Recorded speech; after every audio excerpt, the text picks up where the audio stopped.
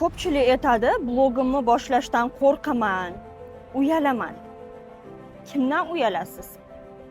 Kursdoshlaringizdanmi, sinfdoshlaringizdanmi, qo'shnilaringizdanmi, qarindoshlaringizdanmi? Biza bir xilda o'zimizga slishkam ko'p olib boramiz. Как будто ularni boshqa qiladigan ishi yo'q, faqat kuni tun biza haqimizda o'ylaydi. Biza hayotimizda nima bo'lyapti, biza nimaga erishmoqmiz, biza qanaqa kontent olamiz. O'zingizlarga slishkam ko'p olvormanglar. Ularning ham o'zlarining hayoti bor.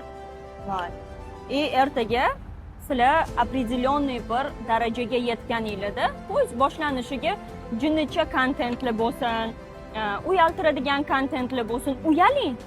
O'sha hissi his qilib ko'ring. O'sha narsani o'zingizdan o'tkazib ko'ring. Bu hayot, bir marta yashaymiz. Lekin boshlamasangiz, ertaga o'sha 35, 40, 50 yosh bo'lganingizda o'shanda bekor qilmagan ekanman degan narsa eng odamni qiynaydigan narsa bo'ladi. O'shaning uchun hamma narsani his qilib ko'ring. Uyatni ham his qilib ko'ring. Odamlar siz haqingizda nimadir deyishini ham his qilib ko'ring. Ulardan o'tib bo'lganingizdan keyin o'sha odamlar voy, qanaqa bloger bo'lib ketibdi, qanaqa odam bo'lib ketibdi degan narsasini ham his qilib ko'ring. Bu hayotda hamma narsani his qilib yashashimiz kerak. Noto'g'rimi yoki?